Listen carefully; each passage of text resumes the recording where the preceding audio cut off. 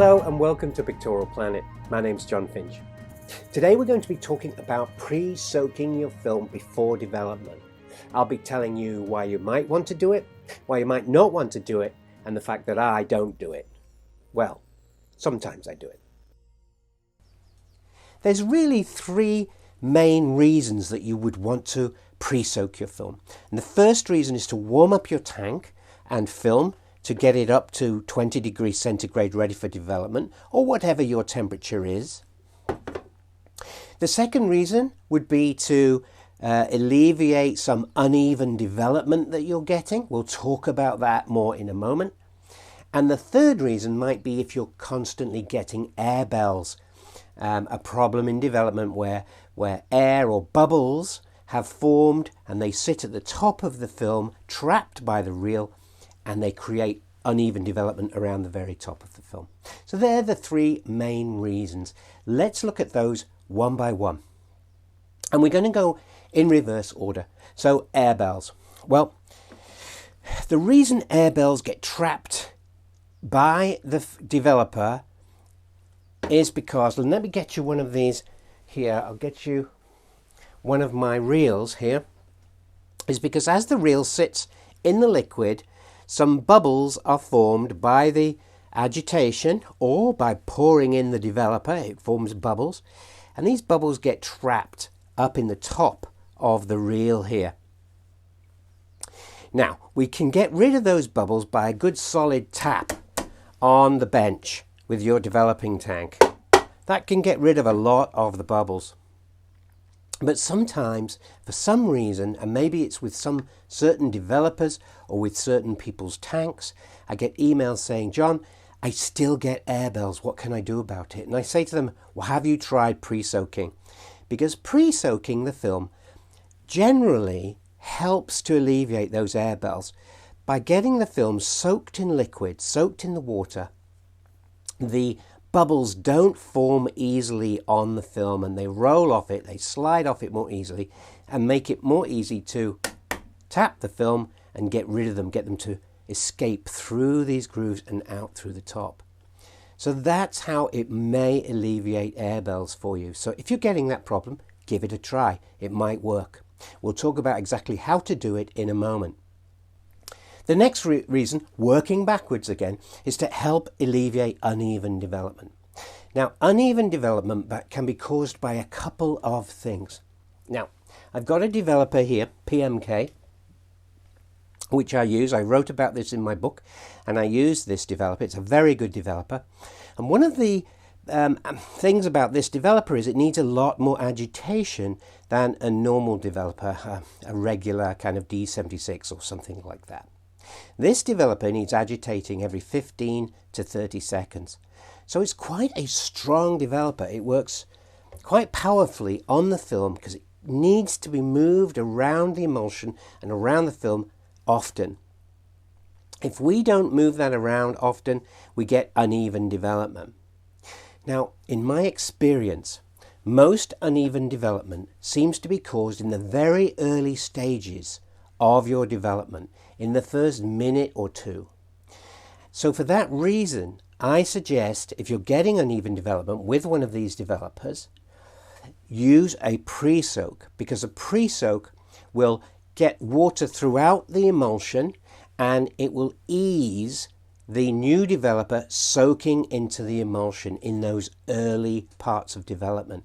And by easing it in more gently, as it were, as it slowly displaces the water in the emulsion, by easing it in, it helps to stop this uneven development. It makes the developer more evenly spread inside of the emulsion.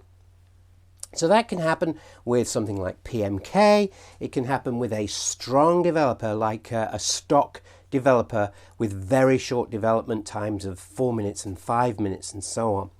Any of these situations can give you uneven development, so try a pre-soak. It might help alleviate that problem. Lastly, why would I use one? To warm up the tank and the film. And this is actually the time that I personally use it the most, because I live in Scotland and it's not always very warm. And so today, for instance, we've got a temperature, I don't know if you can see that, 14 degrees inside the darkroom. That means this tank and the film inside it are 14 degrees. And if I was to just pour my developer straight into this tank, it would lower the temperature from 20 degrees down to whatever happens after it's gone into this 14-degree tank. That means I would be underdeveloping my film if I didn't do something about it. So I've got my chemicals already at 20 degrees centigrade, and I want to bring this tank up to 20 degrees centigrade too. To do that, I've got some pre-soak water here, which is also at 20 to 21 degrees centigrade. It's okay to be slightly high because I know I'm going to lose temperature when I put it in this cold tank. So the first thing to do is pour your pre-soak, and this is for all the reasons I've described previously how to use a pre-soak. Pour the water in, immediately put the lid on, start the timer, and agitate. Now, I don't think everybody's doing this. You need to agitate your pre-soak straight away. You need that water to go gently into the emulsion evenly, so you're not causing any problems later on, like bubbles, for instance, forming on the film. So give it a nice, gentle agitation like that. I agitate for around about 30 seconds, just like I'm developing a film. And also, give it a tap to get rid of any bubbles that may have been caught in that reel. Now, I put in my pre-soak water, which was about 20 to 21 degrees, into this cold tank, and I know that is not at 20 degrees yet. It's probably at 18 or 19 degrees. In order to bring it up to 20, just pop it into some hot water like this and use your thermometer to make sure it comes up to 20. And if you just swish it around in the hot water and watch the temperature coming up, it will come up to 20 degrees. Now, while you're doing that, you can, every 30 seconds, just pop the lid on and give it a good agitation again like this. Don't shake it around like a cocktail, but just give it a gentle agitation and then pop it back in the hot water and continue to measure the temperature. Now, this usually takes me under 2 minutes. By the time I've got it up to the right temperature, I bring it out, I put the top back on, and I continue with the pre-soak for 2 minutes, giving it an agitation every 30 seconds like so. That means my film, my tank, everything is at 20 centigrade, ready to be developed, and it's going to go swimmingly.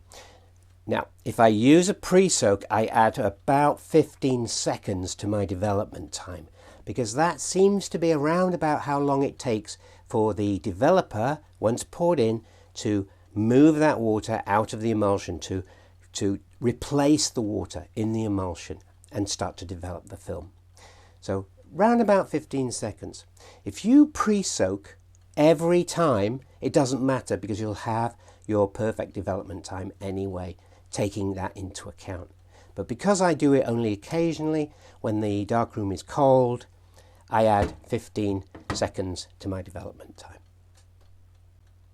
So when would I not use a pre-soak? There's definitely times you don't want to pre-soak.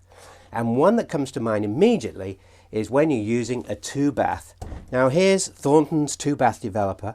Whenever I'm using a 2-bath, I do not pre-soak. It's just not needed. It means that you'll slowly but surely dilute the bath A, and therefore you won't be getting quite the same development at the end of the 2-bath development as you would have normally.